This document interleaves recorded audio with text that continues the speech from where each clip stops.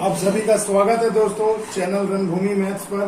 दोस्तों आज profit and loss का एक ऐसा महत्वपूर्ण वीडियो लेकर आया हूं जिसे देख करके दोस्तों आपको परीक्षा में कम से कम एक अंक का फायदा तो जरूर होने वाला है। तो चलिए दोस्तों वीडियो को स्टार्ट करते हैं, क्योंकि ऐसे क्वेश्चन आपको हर सेट में देखने को मिलेगा और हर एक एग्जाम में देखने को मिलेगा। देखिए दोस्तों, कहा जा रहा है कि 17 गेंदों को 720 रुपए में बेचकर एक व्यक्ति को 5 गेंद के क्रय मूल्य के बराबर हानि होती है, तो हानि का प्रतिशत बताएं। तो मेरे बच्चों, अब इसे बनाना कैसे है ये समझिए। देखिए, जब 17 गेंदों को बेचकर 720 रुपए में और आपको 5 गेंद के क्रय मूल्य के बराबर हानि हो रही है, तो मेरे बच्चों पहले मेरे को ये बताओ कि हानि का फॉर्मूला मैंने आपको क्या बताया था। क्रय मूल्य माइनस विक्रय मूल्य बराबर होता है हानि। जब आप कम में खरीदोगे और अधिक में खरीदोगे और कम दाम में बेचोगे तो आपको क्या होता है, हानि होता है मेरे भाई।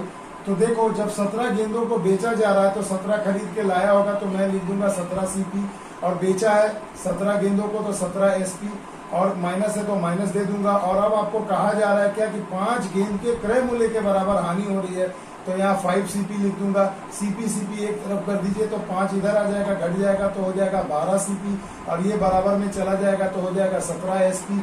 अब आपको देखिए दोस्तों, कहा जा रहा है कि 17 गेंदों को बेचा गया है 720 रुपए में, है ना मेरे बच्चों। तो अब सिंपल सी चीज है, आपको ये समझना होगा।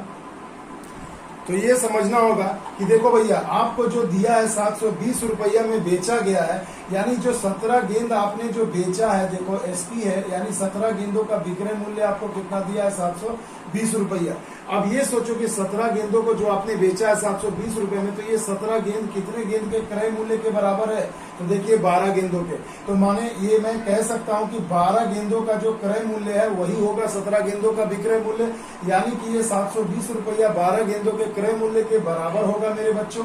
इसलिए एक गेंद का क्रय मूल्य आपसे पूछा जा रहा है, तो कितना हो जाएगा, तो 12 छके 72, 0 कट गया, यानी हो गया 60 रुपए। तो देखिए चुटकियों में आंसर आ गया कि एक गेंद का, प्रत्येक गेंद का क्रय मूल्य आपसे पूछा गया है, तो कितना हो जाएगा, 60 रुपए। आ गई बात समझ में। तो देखो कितने चुटकियों में सॉल्व हो रहे हैं, और ऐसे क्वेश्चन में बहुत बच्चे कंफ्यूज करते हैं, मगर आज के इस वीडियो को देखने के बाद दावा है दोस्तों कि आपका सारा का सारा कंफ्यूजन छूमंतर हो जाएगा। आइए चलते हैं अगले क्वेश्चन की ओर। अब देखिए दोस्तों, उसी पर आधारित इसी पहले टाइप का ही दूसरा क्वेश्चन है कि 16,800 रुपए में 18 खाट बेचने पर एक व्यक्ति को 3 खाट के क्रय मूल्य के बराबर लाभ होता है, तो प्रत्येक खाट का क्रय मूल्य बताएं। सेम क्वेश्चन है, मगर सिर्फ आपको क्वेश्चन में देखना है कि लाभ दिया या हानि। तो देखो लाभ हो रहा है, तो मेरे बच्चों लाभ का क्या होता है, बेसिक फॉर्मूला विक्रय मूल्य माइनस क्रय मूल्य। तो लाभ कितना दिया है मेरे बच्चों, सवाल में देखिए 3 खाट के क्रय मूल्य, तो मैं 3 सीपी लिख दूंगा।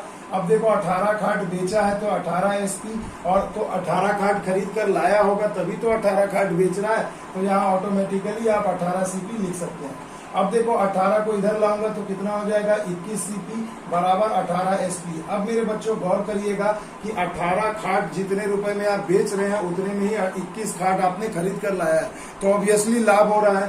तो देखिए कहा जा रहा है कि 16,800 रुपए में आपने बेचा, यानी इस 18 खाट को आपने कितने में बेचा है, 16,800 रुपए में बेचा है।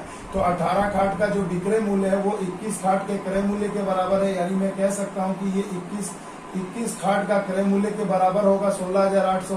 तो एक खाट का क्रय मूल्य कितना आ जाएगा मेरे बच्चों, तो देखो 21 से 6 बार में 8 बार में ये कटेगा, 8 एकम 8, 8 दूनी 16, यानी 800 रुपए। तो देखो एक खाट का क्रय मूल्य कितना आ गया, 800 रुपए हो गया मेरे बच्चों। आगे बात समझ में। तो देखो कितने चुटकियों में आंसर निकल रहा है और हमें समझ में भी आ रहा है। तो सबसे अच्छी बात है कि आप सबको ये समझ में आ रहा होगा।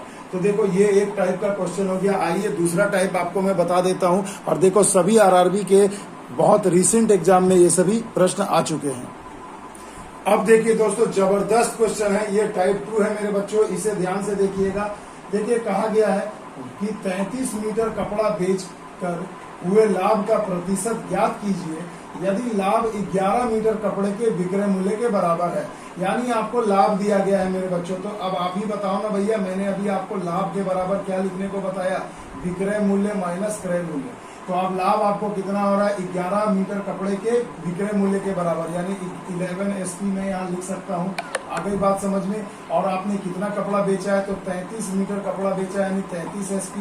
तो 33 मीटर आपने खरीदा भी होगा तो 33 सीपी यहाँ ऑटोमेटिक हो जाएगा।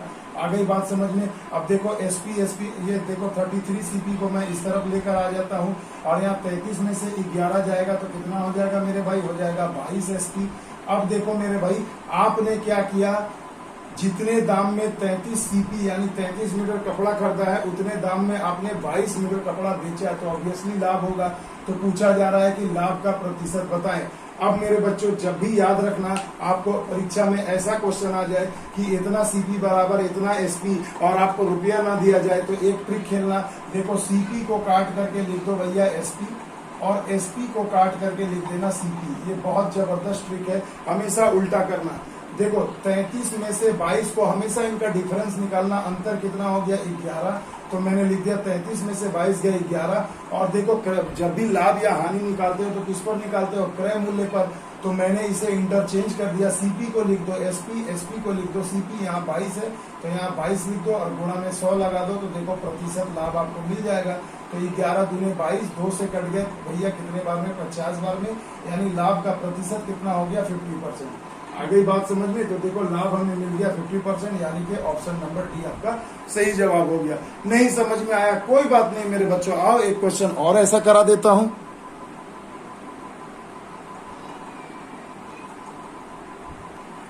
अब देखिए दोस्तों, टाइप 2 का ही दूसरा क्वेश्चन है। कहा जा रहा है कि 12 घड़ी को बेचकर एक व्यक्ति 2 घड़ी के विक्रय मूल्य के बराबर लाभ कमाता है, तो उसे कुल कितना प्रतिशत लाभ हुआ। तो कुछ भी नहीं सोचना भैया, देखो लाभ हो रहा है तो यानी 12 घड़ी बेचा है तो 12 एसपी है ना, और खरीदा भी होगा 12 तो 12 सीपी। अब देखो लाभ हो रहा है तो विक्रय मूल्य माइनस क्रय मूल्य बराबर ही तो लाभ होता है। लाभ आपको यानी प्रॉफिट आपको कितना दे दिया गया मेरे बच्चों, तो 2 घड़ी के विक्रय मूल्य के बराबर। तो आप यहाँ 2 एसपी लिखोगे। अब लाओ इंटरचेंज करो, घटा दो, तो ये हो गया 10 एसपी और इसे इधर ले जाता हूं तो हो जाएगा 12 सीपी, यानी 10 घड़ी का विक्रय मूल्य 12 घड़ी के क्रय मूल्य के बराबर है। अब इसके आगे आपको भैया एक चीज भी मैं सोचने नहीं दूंगा। आपको लाभ का प्रतिशत पूछा है, तो लाभ प्रतिशत आप कैसे निकालोगे, तो कुछ भी नहीं करना, इनको घटा दो, 12 में से 10 गए 2, और बटे में क्या करना है, बस बटे में करते समय इंटरचेंज कर दो, ये सीपी हो जाएगा और ये एसपी हो जाएगा। तो याद रखना, क्रय मूल्य में लाभ या हानि जब भी निकालते हैं तो हम लोग नीचे क्या लेते हैं, क्रय मूल्य। तो क्रय मूल्य कितना है, तो क्रय मूल्य वाला हिस्सा 10 है तो 10 और गुणे में 100 कर दो। तो देखो कितना मजेदार आंसर आ गया, कितना लाभ हो गया भैया 20%, यानी कि ऑप्शन नंबर सी आपका सही जवाब हो गया। आ गई बात समझ में। नहीं समझ में आया, रुक रुक करके देखो, कंसेप्ट को समझो, कोई दिक्कत नहीं है। आइए चलते हैं मेरे बच्चों अगले प्रश्न की ओर। अब देखिए दोस्तों, टाइप 3 है ये मेरे बच्चों। जी हाँ मेरे बच्चों, ये अब क्या है, टाइप 3 है। ऐसा प्रश्न आपको परीक्षा में जरूर मिलेगा। जब भी मेरे बच्चों ऐसा प्रश्न रहे आपके सामने कि जैसे आप देख रहे हैं स्क्रीन पर, 15 संतरों का क्रय मूल्य 20 संतरों के विक्रय मूल्य के बराबर है, तो हानि प्रतिशत बताएं। कुछ भी मत करना भैया, सीधा सा चीज है। 15 संतरों को जब बेचा तो आप इसे क्या करोगे, देखो ऐसे 15 संतरों का क्रय मूल्य बराबर हो गया 20 संतरों के विक्रय मूल्य के बराबर है, यही ना। तो देखो भैया, एसपी वाली संख्या बढ़ेगी तो हानि होगा, और एसपी वाली संख्या सीपी वाली संख्या से कम होगी तो आपको लाभ होगा। उतना भी डिटेल में नहीं जाना है, मैं बस एक सिंपल आपको अभी मैंने ट्रिक बताया, कुछ भी नहीं करना। देखो जब ऐसा सवाल रहे और रुपया पैसा न दिया रहे, कुछ मत करना, बस दोनों का अंतर निकाल दो। तो 20 में से 15 गए तो कितने हो गए 5। नीचे हमेशा क्रय मूल्य चाहिए, तो गलती करके 15 मत कर देना, इसे काटना ना भूले। ये हो गया एसपी और ये एसपी हो जाएगा सीपी, है ना। तो सीपी में कितना आ रहा है 20, तो यहाँ पर नीचे लिख दो मेरे बच्चों 20 और गुणा में कर दीजिए 100, लगा दीजिए प्रतिशत का चिन्ह, आपको लाभ मिल गया। तो 20 पचे 100 पचे 25, यानी लाभ का प्रतिशत कितना हो गया 25%। आ गई बात समझ में, यानी ऑप्शन नंबर सी आपका सही जवाब हो जाएगा। क्लियर दोस्तों, मजा आ रहा है ना। तो ऐसे ही बूस्टर डोज दे रहा हूं दोस्तों, कि जिससे आपको परीक्षा में हेल्प हो और ऐसे प्रश्नों को चुटकियों में बना करके आप समय को बचा सकें। अगला प्रश्न भी दोस्तों उसी टाइप पर है। देखिए, कहा गया 35 बल्लों का विक्रय मूल्य 50 बल्लों के क्रय मूल्य के बराबर है, तो लाभ बताएं।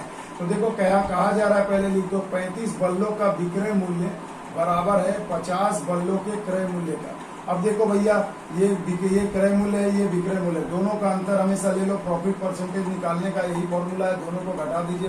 50 में से 35 गए तो कितना हो गया मेरे भाई? 15। अच्छा, अब देखो ये विक्रय मूल्य है, ये क्रय मूल्य है, तो इसे आपको मैंने बताया ना इंटरचेंज करना होगा। इंटरचेंज करना है तो यहाँ पर मैं लिख दूंगा सीपी और यहाँ मैं लिख दूंगा एसपी। इसे काट भी आप सकते हैं। तो देखो 35 सीपी यानी सीपी नीचे लिखेंगे तो यहाँ हो जाएगा 35 और गुणे में 100। अब देखो भैया 5 दिया 15, 5 सते 35, अब नहीं कट रहा है तो हो गया 300 बटे में 7।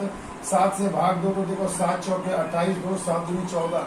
यानी देखो ऑप्शन में क्लियर आपको दिख रहा है 82 वाला ही आंसर, 42 वाला ही आंसर हो गया, यानी 42.83%। यानी option number B is the right answer. आपका सही जवाब निकल गया। तो देखो कितनी चुटकियों में अब सॉल्व हो रहा है। आइए एक क्वेश्चन और है बच्चों इसी टाइप पर, इसे भी देख लीजिए।